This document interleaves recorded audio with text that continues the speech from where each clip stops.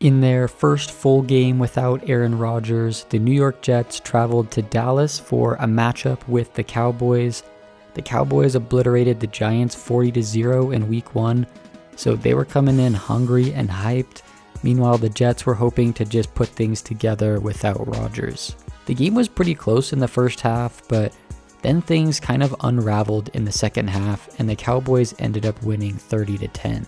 The box score for Zach isn't pretty. He was 12 of 27 for 170 yards, 1 touchdown, 3 interceptions, and 36 rushing yards.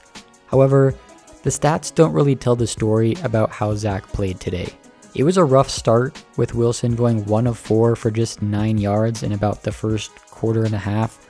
But then he was able to get things going before halftime with a 68-yard touchdown pass to Garrett Wilson and a solid drive that ended with a field goal and cut the lead to 18-10 at halftime. On that second drive, Zach made some good throws, and he also made a bunch of good plays with his legs that got the Jets into field goal range.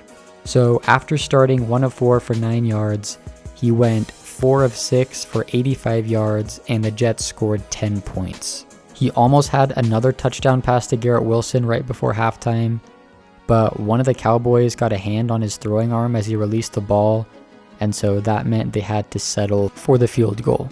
Then in the second half, Dallas kept scoring and New York did not. The Dalvin Cook fumble was killer because at that point it was 21-10 and it led almost directly to points. I can't really blame Cook for that one. I think it was just a ridiculous play by Parsons, one of the best defensive players in the league.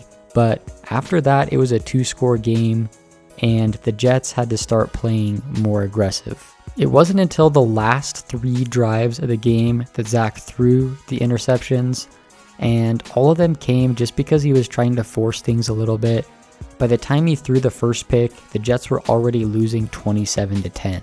The Jets' offensive line got dominated in this game, which made it difficult for him in the passing game. But then when you add in the fact that they had no running game, that just made things even harder.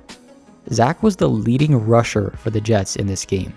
Breece Hall, Michael Carter, and Dalvin Cook combined for a total of 24 rushing yards on just 10 carries, and neither of them had more than 10 yards alone. I'm not really sure why they didn't have more balanced play calling, but it's hard for any quarterback when the defense knows that you're throwing every time. The defense also wasn't great in this game.